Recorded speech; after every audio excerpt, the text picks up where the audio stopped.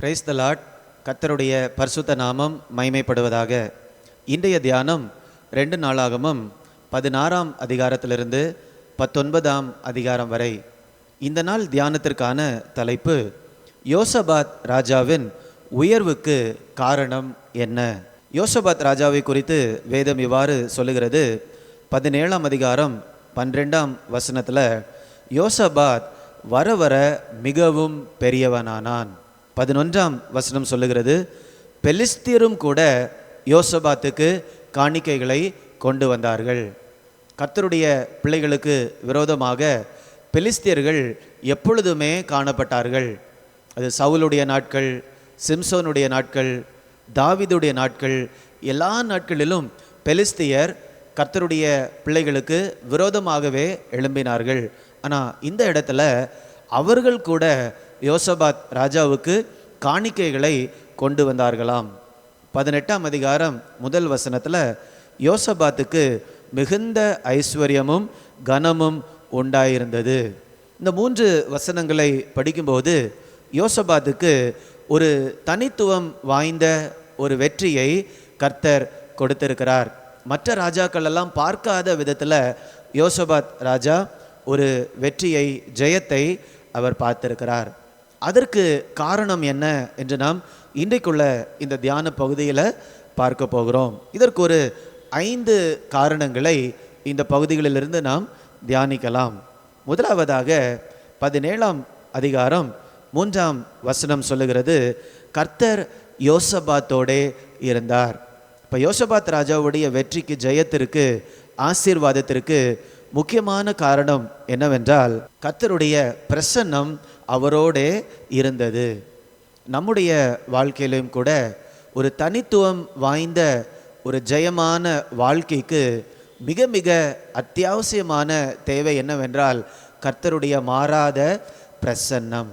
அதனால தான் நாம் கர்த்தருடைய பிரசன்னத்தை தேடிக்கொண்டே இருக்க வேண்டும். கர்த்தர் சொல்லியிருக்கிறார், என்னுடைய முகத்தை நீங்கள் தேடுங்கள். அவருடைய முகத்தை நாம் தேடிக்கொண்டே இருக்க வேண்டும். அவருடைய பிரசன்னத்தை அனுதினமும் ஒவ்வொரு நிமிஷமும் வாஞ்சித்து கொண்டே இருக்க வேண்டும்.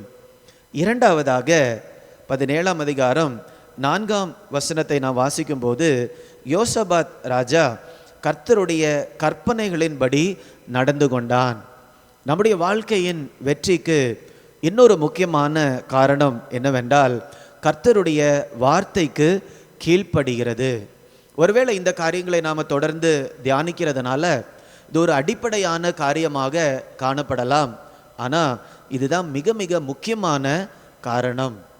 கர்த்தருடைய வேதத்தை வாசித்து அதற்கு நாம் கீழ்ப்படியும் போது தான் ஆண்டவர் நமக்கு ஆசீர்வாதத்தை வைத்திருக்கிறார். அதன் மூலமாக யோசபாத் ராஜா அனுபவித்தது என்னவென்றால், 5ஆம் வசனத்தில், கர்த்தர் அவன் கையில் ராஜ்ய பாரத்தை திடப்படுத்தினார். ராஜ்யம் அவருடைய கையில் ஸ்திரமாக காணப்பட்டது. தேவனுடைய பிரசன்னம் இருந்தது. அவர் தேவனுடைய வார்த்தைக்கு கீழ்ப்படிந்தார். இப்போ நாமும் கூட கர்த்தருடைய வார்த்தையை படித்து கீழ்ப்படியும் போது நம்முடைய வாழ்க்கையினுடைய பகுதிகளிலும் கூட கர்த்தருடைய ஆசீர்வாதத்தை பார்க்க முடியும். அது மாத்திரமல்ல, மூன்றாவதாக இன்னொரு காரியம், யோசபாத் ராஜா கர்த்தருடைய வார்த்தையை தான் மட்டும் படித்து அதற்கு கீழ்ப்படியவில்லை. 17ஆம் அதிகாரம் 7ஆம் வசனத்தையும் 9ஆம் வசனத்தையும் நாம் படிக்கும்போது, தேசத்தில் உள்ள எல்லா ஜனங்களுக்கும் கர்த்தருடைய வார்த்தையை உபதேசம் பண்ணுவதற்கு அவர் ஏற்பாடுகளை செய்தார், அல்லது ஆட்களை நியமித்தார். 9ஆம் வசனம், நியமித்த ஆட்கள் என்ன செய்தார்கள் என்றால், இவர்கள் யூதாவிலே உபதேசித்து கர்த்தருடைய வேத புஸ்தகத்தை வைத்து கொண்டு யூதாவின் பட்டணங்களிலெல்லாம் திரிந்து ஜனங்களுக்கு போதித்தார்கள். அப்போ கர்த்தர் யோசபாத் ராஜாவுக்கு கொடுத்த தரிசனம் என்னவென்றால், நீ மாத்திரம் சந்தோஷமாக இருந்தால் போதாது, நீ மாத்திரம் ஆசீர்வாதமாக வெற்றியுள்ள வாழ்க்கை வாழ்ந்தால் போதாது, தேசத்தில் உள்ள ஒவ்வொரு தனி மனிதனும் இப்படிப்பட்ட வாழ்க்கையை அனுபவிக்க வேண்டும். அப்படி என்றால் எல்லாரும் வேத வசனத்தை படித்து அதை புரிந்து கொண்டு அதை அபியாசப்படுத்த வேண்டும். அதற்காக தான் தேசம் முழுவதும் சென்று கர்த்தருடைய வார்த்தையை அவர்களுக்கு சொல்லிக் கொடுக்கக்கூடிய ஆட்களை அவர் நியமிக்கிறார். இன்றைக்கி நாமும் கூட கர்த்தருடைய வார்த்தையை நாம் படித்து அந்த ஆசீர்வாதத்தை நாம் மட்டும் என்ன பண்ணக்கூடாது, அனுபவிக்கக்கூடாது. மற்றவர்களுக்கும் நாம் சொல்லிக் கொடுக்க வேண்டும். மற்றவர்களும் கர்த்தருடைய வார்த்தையிலிருந்து வரக்கூடிய ஆசீர்வாதத்தை பெற்றுக்கொள்ள வேண்டும் என்று நாம் வாஞ்சிக்க வேண்டும். நம்முடைய வாழ்க்கை மாத்திரம் நாம் பார்த்து விட்டு போக கூடாது. இதை கேட்கக்கூடிய அன்பானவர்களை, நீங்களும் கூட கர்த்தர் உங்களுக்கு சொல்லிக் கொடுக்கக்கூடிய சத்தியங்களை யாருக்கு சொல்லிக் கொடுக்க வேண்டும் என்று நீங்கள் ஆண்டவர்கிட்ட கேளுங்க.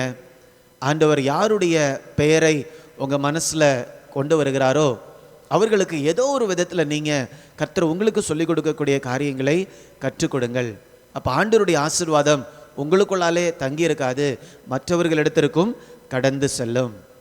நான்காவதாக யோசபாத் ராஜா என்ன செய்தார் என்றால், தேசம் முழுவதும் அவர் பிரயாணம் பண்ணி சுற்றி திரிந்து ஒவ்வொருவரையும் சந்தித்து எல்லாரும் தேவனிடத்தில் திரும்ப வேண்டும் என்று அவர்களுக்கு அவர் புத்தி சொன்னார். இதை தான் நாம் 19ஆம் அதிகாரம் 4ஆம் வசனத்தில் வாசிக்கிறோம். அவர் தேசம் முழுவதும் பட்டணம் பட்டணமாக சுற்றி திரிந்து ஒவ்வொருவருடைய இருதயத்தையும் தேவனிடத்திற்கு அவர் திரும்ப பண்ணினார். நாமும் கூட இதை தான் வாஞ்சிக்க வேண்டும்.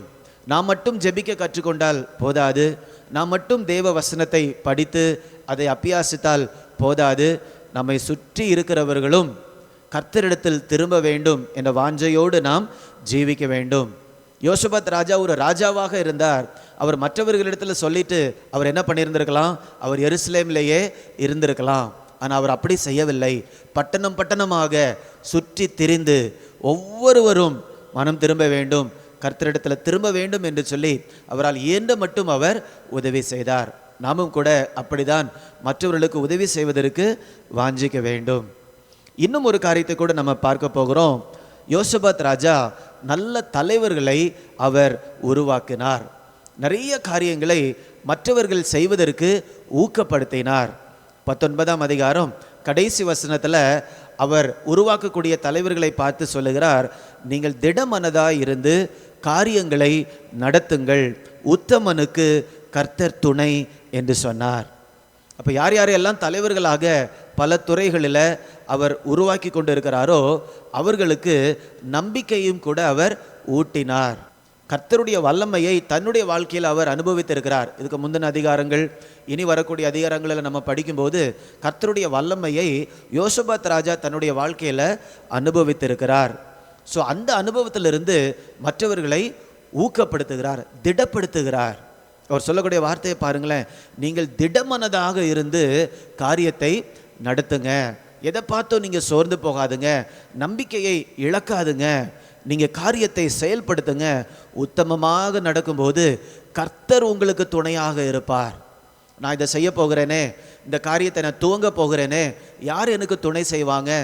எனக்கு ஆள் பலம் கிடையாது, பணபலம் கிடையாது, எனக்கு வேற எதுவுமே கிடையாது, அப்படிலாம் நீங்கள் நினைக்க வேண்டாம். கர்த்தர் உங்களுக்கு துணை நிற்பார் என்று ஊக்கப்படுத்தி உற்சாகப்படுத்தி அவர்களையும் ஒரு தலைவராக உருவாக்குகிறார். இப்படியான நல்ல சிறந்த காரியங்களை யோசபாத் ராஜா தன்னுடைய ஆட்சி நேரத்தில் அவர் செய்தார். அதனால தான் ஒரு தனித்துவம் வாய்ந்த ஒரு உயர்வை தேவன் யோசபாத் ராஜாவுக்கு கொடுத்திருந்தார். பெலிஸ்தியர்கள் வந்து காணிக்கை கொடுத்தார்கள் என்றால் நீங்களே நினச்சி பாருங்களேன். இஸ்ரவேல் சரித்திரத்தை முழுவதும் படித்து பார்க்கும்போது பெலிஸ்தியர்கள் எப்பொழுதுமே தேவனுடைய ஜனத்தை எதிர்த்து தான் நின்னாங்க. ஆனால் யோசபாத் ராஜாவுக்கு அவர்கள் காணிக்கை கொடுக்கக்கூடிய அளவுக்கு அவங்க வந்தாங்கன்னா ஆண்டவர் ஒரு தனித்துவம் வாய்ந்த ஒரு உயர்வை யோசபாத் ராஜாவுக்கு கொடுத்திருந்தார். அப்படிப்பட்ட சிறந்த ஆசீர்வாதங்களை நாமும் கூட எதிர்பார்ப்போம், வாஞ்சிப்போம். இதில் பார்த்த இந்த 5 காரியங்களில் எந்த காரியத்தை குறித்து கர்த்தர் உங்களோடு தனிப்பட்ட முறையில் இந்த நேரத்தில் பேசுகிறாரோ கர்த்தருடைய வழிநடத்துதலின்படி நீங்களும் கூட திடமனதாக இருந்து காரியங்களை நடத்துங்க. கர்த்தர் உங்களோடு கூட இருக்கிறார். உத்தமனுக்கு கர்த்தர் துணை. ஜெபிக்கலாமா? அன்பின் பரலோக பிதாவே, யோசபாத் ராஜாவுடைய வாழ்க்கை அரசாட்சி எங்களுக்கு மிகுந்த உற்சாகத்தையும் திட நம்பிக்கையையும் தருகிறது தகப்பனே. நாங்களும் கூட எங்களுடைய வாழ்க்கையில் கர்த்தருடைய பிரசன்னத்தை வாஞ்சிக்க கிருபை தாங்க.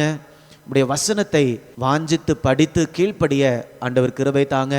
மற்றவர்களுக்கும் நாங்கள் சொல்லிக் கொடுக்க ஆண்டவர் கிருபை தரும்படியாய் ஜெபிக்கிறேன் தகப்பனே. மற்றவர்களை திடப்படுத்த, ஊக்கப்படுத்த கர்த்தர் எங்களுக்கு கிருபை தரும்படியாய் ஜெபிக்கிறேன் அப்பா. கர்த்தர் எங்களுக்கென்று வைத்திருக்கக்கூடிய அந்த தனித்துவம் வாய்ந்த ஆசீர்வாதத்தை நாங்கள் பெற்றுக்கொண்டு உடைய நாமத்தை மகிமைப்படுத்த ஆண்டவர் கிருபை தாரும். மீட்பர் இயேசுவின் மூலம் கேட்கிறேன் ஜீவனுள்ள நல்ல பிதாவே. ஆமேன், ஆமேன். God bless you. God bless you.